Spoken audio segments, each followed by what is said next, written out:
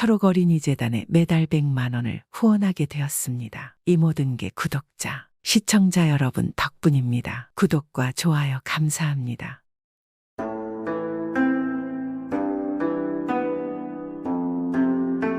이번 이야기는 조선에서 역대 장님 중에서 제일 가는 점쟁이 이야기입니다. 지금 알려진 조선 최고의 점쟁이는 아마도 세조 때의 홍계관일 것입니다. 오늘도 재미있게 들어주세요. 조선 세조 때 홍계관이라는 장님 점쟁이가 살았습니다. 그 장님은 어찌나 점을 잘 쳤던지 무슨 일이나 백발백중으로 다 마쳤는데 특별히 사람의 운명을 점을 치는 데에는 더욱 신통하여 일생의 기륭 화복을 그야말로 척척 맞춰내니 누구나 다 감복하지 않는 사람이 없었습니다. 이런 홍계관에게 어떤 재상 한 분이 그와 한 동네에 살았는데 일찍이 청년 때 그에게 평생 살 운명을 점으로 청하였더니 그는 한참 묵상을 하다가 입맛을 쩍쩍 다시며 말하는 것입니다. 참 이상도 하다. 너의 운명으로 말하면 장래의 이름이 천하에 떨치고 장수하며 여러 관직을 겸직할 팔자나 살인할 액이 끼어서 남을 죽이고 그 죄로 형살이를 하고 집안은 풍지박산이 되어서 갖은 고생을 하게 될 팔자로구나. 아우 정말 안타깝구나. 청년은 말을 듣고 낙심하여 다시 재차 간청했습니다. 화를 회피할 방법이 없습니까? 그러자 홍계관은 머리를 설설 흔들며 내 수단으로서는 어찌할 도리가 없소. 청년은 마지막에는 화가 벌컥 나서 소리를 지르며 말하는 것입니다. 그러면 그대의 점친다는 것이 모두가 허망한 짓이 아닙니까? 내가 부귀공명에 장수까지 한다고 하면서 또 살인을 하고 감옥에 가거나 그렇지 않으면 집안이 풍지박산이 되어 죽는 것보다 못지않게 한평생 고생을 하겠다 하니 그런 모순되는 말이 어디 있습니까? 어떤 점쟁이도 그리 말할 수 있지 않습니까? 홍계관도 대답할 말이 없어서 한참 동안이나 다시 무슨 생각을 하더니 방법이 있기는 꼭 한 가지가 있는데 당신이 그것을 능히 실행할지 그것이 문제요. 그 방법은 별것이 아니라 참을 인자 한 자만 꼭 주의하면 되는 것이니 오늘부터라도 당신의 사는 집에다 안팎을 물러나고 기둥과 천정 방문 위 부엌 변소 등 뭐 어떠한 곳이든지 사람의 눈이 닿을 만한 곳이면 모두 참을 인자를 써붙여 두고 무슨 일이 생길 때마다 그것을 보고 그저 참기만 하면 자연 화를 면하고 따라서 타고나온 복을 완전하게 누리게 될 것이다. 청년은 홍계관이 보통의 점쟁이 같으면 그의 말을 흘려서 들었겠지만 홍계관은 원래가 이름난 점쟁이인 까닭에 그의 말을 꼭 신용하고 그 길로 집에 돌아가서 웬만한 곳이면 모두 참을 인자를 써붙이고 출입할 때와 거동할 때마다 글자를 보고 신중히 생각을 하였으니 자연 그것이 한 습관이 되어서 매사를 잘 참는 성격을 가지게 되었습니다. 그런 그가 장성하여서 장가를 든 후였습니다. 한 번은 한참 더운 여름철에 그가 아침 외출을 하였다가 술이 얼큰하게 취하여 밤이 늦게나 되어 집으로 돌아오는데 앞마당에 들어서며 은은한 달빛에 비춰본즉 자신의 부인이 대청에서 곤히 잠이 들어 자는데 대담하게도 어떤 상투뿐 젊은 남자와 같이 한 이불 속에서 얼굴을 나란히 맞대고 누워 있었습니다. 그는 취중에 그런 망측한 꼴을 보니 눈이 돌아가지 않았겠습니까? 당장에 연놈을 한 칼로 찔러 없애겠다는 나쁜 마음이 생겨서 아무 말도 하지 않고 즉시 부엌으로 들어가 식도를 찾아들었습니다. 그때 그의 눈에는 부엌 벽에 써 붙인 참을 인자가 얼른 보였으니 단연간 봐온 참을 인자를 보고는 그는 한번 멈추고 가만히 생각을 하였습니다.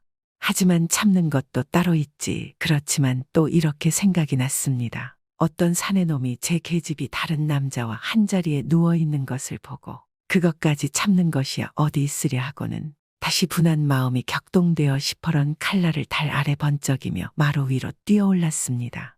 거기에 누운 두 남녀의 생명은 바람 등잔불같이 위험하게 되었습니다. 그러나 마루벽과 대청 기둥의 곳곳이 써붙인 무수한 참을 인자가 또 그의 눈에 얼른 보이며 마음속에서 참아라 하는 소리가 들리는 것 같았습니다. 그는 칼을 들고 머뭇머뭇하는 중에 자기의 아내가 잠을 깨어 얼른 일어나며 아이고 서방님 언제 오셨습니까? 몸이 곤해서 잠깐 눕는다는 것이 아주 잠이 깊이 들었습니다. 하고 또 발로 거기에 누웠던 상투뿐 사람을 건드리며 그만 일어나거라 주인어른 오셨다. 하자 누웠던 상투뿐 사람이 또한 얼른 일어나며 어유 지금 오셨습니까 하는데 둘 다 기색과 행동이 천연덕스러웠습니다. 그는 손에 칼을 든 채로 자세히 보니 즉 상투뿐 사람은 남자가 아니라 바로 자신의 처제가 되는 사람이었는데 외출한 동안에 자신의 집에 왔다가 날씨가 너무 덥고 머리에 땀이 나서 냄새도 나고 하니까 머리도 감고 머리를 빗은 후에 그것이 마르라고 상투를 틀고 자기 언니와 같이 누워서 잠이 들었던 것이었습니다.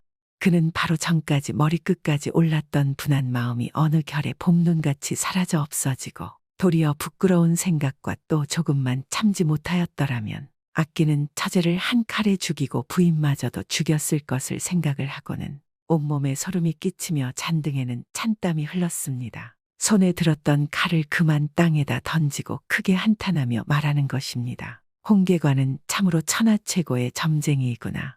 그뒤 그는 과연 부귀 영화를 누리고 명 또한 고령에 달하여 죽을 때까지도 자손들에게 늘 오늘 이야기를 말했습니다. 그리고 세조 때 영의정까지 한 홍윤성은 본래 호남 사람으로서 소실적에는 매우 고생하며 살았습니다. 그런데 어느 날 한양으로 심부름을 하러 왔다가 홍계관이 천하의점쟁이란 말을 듣고 찾아가서 점을 보았더니 홍계관은 한참 동안 점을 치다가 일어나서 절을 하고 정중하게 예를 표하고 말하는 것입니다. 당신은 참으로 복이 많은 양반이 올시다. 불과 10년 이내에 일인지하여 만인 지상이 되는 조선의 영의정을 할 것이오. 따라서 부자가 될 것은 물론이고 한양에서 이름을 떨치고 살 것입니다. 그런데 내가 한 가지 청할 것이 있으니 부디 잊지 말으시고 잘 기억하셨다가 뒷날에 그대로 들어주십시오. 모년 모월 모일에 당신이 형조 판서를 하시게 되었는데 그때 내 자식이 큰 죄를 짓고 당신의 손에 사형을 받게 될 터이니 나를 생각하시고 부디 살려주십시오. 하고 홍계관이 자신의 아들을 불러서 홍윤성에게 인사를 시키고 말하는 것입니다. 모년 모월 모일에 네가 죽을 죄를 지고 여기 이 양반에게 형문을 당하게 되거든. 아무 말도 말고 그저 저는 홍계관의 아들이다라고만 하여라. 홍윤성이 그때 듣기에도 하도 허망한 것 같아서 그냥 실없는 말로만 듣고 웃고만 있었습니다. 그런데 뒤에 10년이 못되어 홍윤성은 세조를 추대한 공으로 공신이 되어서 형조 판서를 하였는데 하루는 죄수를 문초하는 중에 그중 한 죄수가 크게 소리를 지르면서 말하는 것입니다. 저는 점쟁이 홍계관의 아들입니다. 라고 하니 홍윤성이 지난날에 홍계관에 부탁하던 말이 생각이 나서 홍계관의 점이 귀신같이 맞추는 것을 크게 칭찬하며 약속대로 죽을 죄는 아니기에 아들을 놓아주었습니다. 홍계관은 어느 날 자신의 운명점을 쳐보니 모년 모월 모일에 형을 받아서 죽게 될 운명이었습니다. 그런데 만일 땅의 성질을 가진 사람으로 형조판서가 될 사람에게 미리 각서를 받아두게 되면 살아날 수 있겠다는 점괘를 얻고 땅의 기운이면 색으로 따지면 황색으로 바로 황씨인 것까지도 해독하여 그날부터 황씨 중에 장래 형조판서가 될 만한 인물을 널리 물색하였습니다. 혹은 자기 집에 점 치러 오는 사람 중에도 황씨가 있으면 특별히 주의하여 점도 쳐보고 또는 자진하여 이 마을 저 마을로 돌아다니며 황씨의 집은 다 찾아다녔습니다. 그러나 도무지 장래에 형조판서를 할 인물이 없어서 퍽 걱정을 하고 있었습니다. 그런데 하루는 황희정승이 여러 아들이 있다는 소식을 듣고 일부러 찾아가서 여러 아들의 운명을 점쳐보았습니다. 그러나 점괘와 맞는 사람은 없었습니다. 그러다 셋째 아들의 점을 보다가 벼랑간 희색이 만면하여 속으로 혼자 생각하는 것입니다. 인제는 내가 살았구나. 살 수 있을 것이다. 하고 꿇어앉아서 셋째 아들에게 청하는 것입니다. 당신이 모년 모월에 반드시 형조 판서를 하실 터인데 그때 이 소생이 무슨 죄를 짓더라도 살려주시겠다는 각서 한 장을 이 자리에서 써주십시오. 하며 정성껏 간청하였다. 황희정승의 셋째 아들은 그의 말을 듣고 껄껄 크게 웃으며 말하는 것입니다. 조선에서 너를 최고의 점쟁이라 하더니 지금 본즉 미친 사람이 분명하구나. 우리 삼 형제가 모두 자질이 둔한 탓으로 아버지께서 우리 삼 형제에게 모두 과거를 보지 말라고 명하셔서 과거를 보지 않게 되었으니 낙향한 사람으로 어찌 높은 벼슬을 할 수 있으랴. 또 만약에 그런 고관이 될지라도 재주와 인품이 내 자신의 평판이 될 수도 있고 또 평판이 된다. 죄 없는 사람을 무법하게 죽일 수 없을 것인즉 또한 죄가 있다면 상감께서 내린 국법을 어기면서 억지로 살릴 수 없는 일. 아무리 형조판서라지만 이 어찌 제 멋대로 죽일 죄인을 살릴 수가 있겠느냐. 내 말은 그저 일종의 정신 나간 소리에 불과한 것이니 다시는 아예 그런 말을 하지 말아라. 그래도 홍계관은 재차 간청을 하니 지나가던 황정승이 말을 듣고는 셋째 아들을 책망하며 말하는 것입니다. 그것이 맞고 안 맞는 것은 별 문제로 하고 자신의 생명을 위해서 그처럼 간청을 하는데 안 들어준다는 것은 덕 있는 사람이 할 일이 아니다. 이리 청하는데 각서 한 장을 써주어라. 그것이 그리 어려운 것이냐. 셋째 아들은 아버지 황희정승의 말씀에는 어찌 거역할 수가 없어서 기어코 각서를 한 장 써주었습니다. 그 뒤에 홍계관의 명성이 전국에 퍼져서 양반들은 물러이고 남녀노소가 하루에도 수백 수천 명씩 집에 문이 닳도록 돈을 싸고 달려드니 그 소문이 곧 임금까지 알게 되었습니다. 그 당시 세조 임금은 원래 무당이나 점쟁이라면 좋지 않게 생각을 해서 소문을 듣고는 당장에 명령을 내려서 어전으로 잡아들이게 하였습니다. 보통의 점쟁이가 같으면 당장 취조를 하고 감옥에 하옥하였겠지만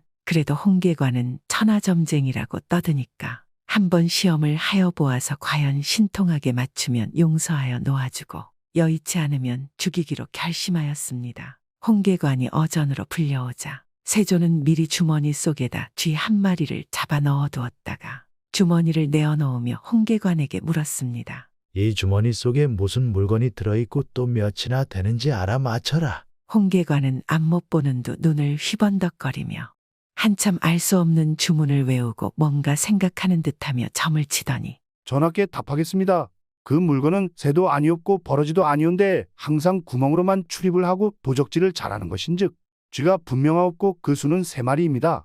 세조는 홍계관이 안에 든 것이 쥐인 것을 맞춘 것은 용하게 생각하였으나 그 수가 맞지 않는 것을 보고 일부러 트집을 잡아서 홍계관을 죽이려고 내 이놈 분명히 쥐가 3마리란 말이냐. 만일 수가 맞지 않는다면 내 너를 죽일 것이니라. 하였더니 홍계관은 주저앉고 말하는 것입니다. 그것이 만일 맞지 않으시면 제 목을 베신다 하셔도 후회치는 않겠습니다.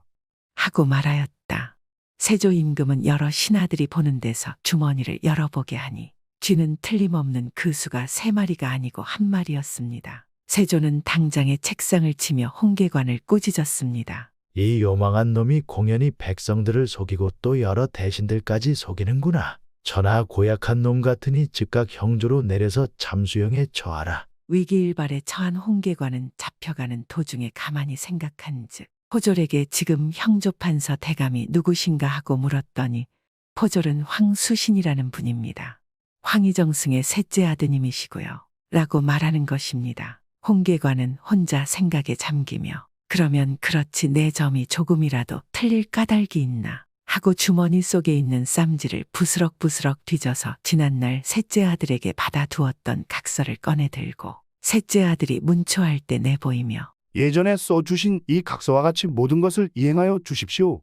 셋째 아들도 그런 일이 벌써 오랜 일이었기 때문에 전부 잊어버리고 있었다가 각서를 보고는 크게 놀라며 탄식하되 홍계관은 과연 천하제일의 점쟁이로구나 하고서는 즉시 대궐에 들어가 임금을 뵙고 홍계관을 죽이지 못하는 이유를 이야기하고 난 뒤에 쥐를 다시 한번 해부해보고 혹시나 쥐 뱃속에 새끼가 있나 없나 조사하여 보시길 바라옵니다. 하고 청하니 세조도 그럴듯이 생각을 하고 즉시 쥐를 해부하여 보아라 하였으니 과연 쥐의 뱃속에는 새끼가 2마리가 있었습니다. 세조가 그것을 보고는 최고의 점쟁이라고 칭찬하면서 홍계관을 무사히 석방케 하고 그때부터는 황희정승의 셋째 아들에게 신중하게 일처리를 하였다 칭찬하고서 그 후에는 정승의 자리까지 앉혔습니다. 오늘 이야기는 정말 옛날 이야기입니다. 그냥 재미있게 보셨다면 고맙겠습니다. 요즘도 우리 주위에 많은 역술인들이 많습니다. 그런데 종종 자신의 이득을 위해서 탐욕하며 사람들을 기만한 역술인도 있습니다. 이런 사람들은 자신의 말로를 알까요? 저는 역술인이 아니지만 알 것 같습니다. 반드시 죄값을 받을 것이라는 것을. 구독은 공짜입니다.